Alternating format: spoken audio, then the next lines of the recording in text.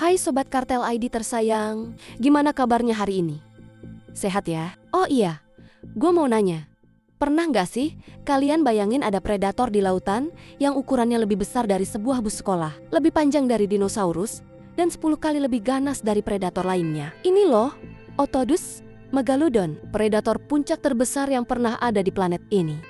Hiu putih besar yang kita takuti sekarang, itu cuma sekecil lengannya dia. Monster ini bisa tumbuh sampai 18 meter panjangnya. Giginya setajam pisau bergerigi, dan ukurannya sebesar telapak tangan.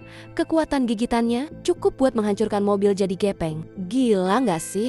Makanan favoritnya bukan ikan teri, tapi paus-paus raksasa. Predator puncak memburu predator puncak lainnya. Selama lebih dari 20 juta tahun, dia adalah raja lautan yang tak terbantahkan. Gak ada yang berani melawannya. Dia kuat, dia besar, dia di puncak rantai makanan. Seharusnya dia abadi kan? Bayangkan, jika monster seukuran bus ini, sang penguasa lautan, ternyata punah.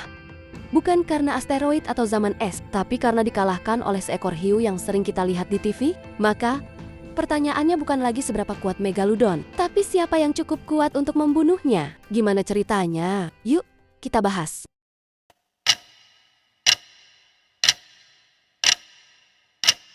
Oke, jadi pertanyaannya, gimana ceritanya monster sekuat megalodon bisa punah? Nah, untuk jawab itu, kita harus lihat dulu restoran favoritnya dia. Selama jutaan tahun, megalodon hidup di surga. Lautan di seluruh dunia itu hangat, dan makanannya melimpah. Mangsa utamanya adalah paus-paus purba berukuran sedang, gempal, lambat, dan penuh lemak. Ibaratnya, ini adalah prasmanan all you can eat yang sempurna buat predator raksasa. Tapi kemudian, sekitar 3 juta tahun yang lalu, planet kita mulai berubah. Zaman es Pliosen dimulai. Bumi mulai mendingin secara drastis. Es di kutub semakin tebal, menyedot air dari lautan. Permukaan laut pun turun drastis. Dan ini menciptakan masalah pertama bagi megalodon. Lautan-lautan dangkal dan hangat di dekat pantai yang menjadi tempat megalodon melahirkan dan membesarkan anak-anaknya menjadi kering atau terlalu dingin. Kamar bersalin mereka hilang. Masalah kedua, dan ini yang paling fatal, restorannya mulai tutup. Paus-paus yang menjadi mangsa utamanya mulai beradaptasi. Mereka berevolusi menjadi lebih pintar, lebih cepat, dan pindah ke perairan kutub yang dingin untuk mencari makanan baru. Megalodon, yang merupakan makhluk air hangat, tidak bisa mengikuti mangsanya ke kutub. Tiba-tiba, sang raja lautan ini mulai kesulitan mencari makan. Gini deh logikanya.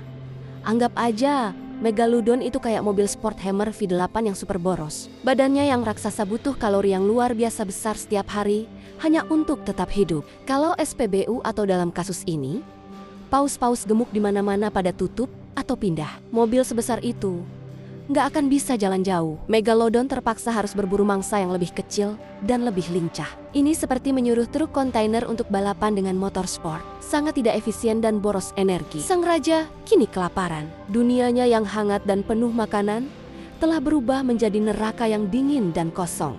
Ia menjadi lemah, populasinya menurun, dan posisinya sebagai penguasa puncak kini menjadi sangat rentan. Panggung kini telah siap untuk kedatangan seorang pesaing baru yang jauh lebih efisien.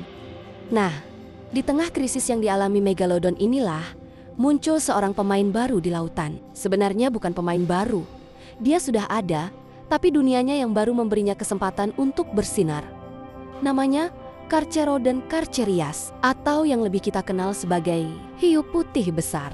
Jangan salah, hiu putih itu monster yang mengerikan. Tapi dibandingkan megalodon, dia itu mini. Ukurannya hanya sepertiga, tapi dia punya 3 keunggulan yang tidak dimiliki oleh sang raksasa. Pertama, kecepatan dan kelincahan. Tubuhnya yang seperti torpedo membuatnya menjadi pemburu yang jauh lebih efektif untuk mangsa-mangsa kecil dan lincah. Kedua, darah hangat parsial. Hiu putih bisa menjaga suhu tubuhnya tetap hangat, membuatnya bisa berburu di perairan dingin yang tidak bisa dimasuki oleh megalodon. Wilayah kekuasaannya jauh lebih luas. Dan ketiga, yang paling penting, dia nggak pilih-pilih makanan. Anjing laut, lumba-lumba, ikan tuna, bahkan bangkai paus. Apapun yang ada di depannya, dia sikat. Gini analoginya, megalodon itu kayak restoran super mewah yang cuma jual satu menu steak wagyu super mahal. Begitu pemasok dagingnya bangkrut, restorannya ikut tutup. Hiu putih, dia itu kayak food truck serba ada. Jual sate, nasi goreng, burger, fleksibel, dan bisa bertahan di segala kondisi. Nah, disinilah pertarungan sesungguhnya terjadi. Bukan antara Megalodon dewasa melawan hiu putih dewasa. Itu nggak seimbang. Pertarungannya adalah antara hiu putih dewasa melawan anak-anak Megalodon. Anak-anak Megalodon yang baru lahir dan remaja hidup di perairan pesisir yang lebih hangat. Ukuran mereka hanya sekitar 6-7 meter. Persis seukuran hiu putih dewasa. Dan yang lebih parah, mereka berburu mangsa yang sama, lumba-lumba, anjing laut purba, dan ikan-ikan besar lainnya. Tapi hiu putih adalah pemburu mangsa ini yang jauh lebih berpengalaman dan efisien. Mereka dengan mudah mencuri makanan dari para Megalodon muda yang lebih lambat dan canggung. Generasi baru Megalodon kesulitan untuk tumbuh dewasa. Mereka kelaparan sejak kecil karena makanannya selalu direbut oleh pesaing yang lebih efisien ini. Dan ada satu teori lagi yang lebih kelam. Sebagai predator oportunis, hiu putih tidak akan melewatkan mangsa yang mudah. Sangat mungkin mereka juga secara aktif memburu bayi Megalodon yang baru lahir dan tak berdaya. Sang raja tua sedang sekarat karena kelaparan. Sementara para pangeran dan putrinya diburu habis, bahkan sebelum mereka sempat tumbuh dewasa. Ini bukan lagi pertarungan. Ini adalah sebuah pengambil alihan kekuasaan yang lambat, senyap, dan brutal. Jadi, bagaimana akhir dari perang dingin di lautan prasejarah ini?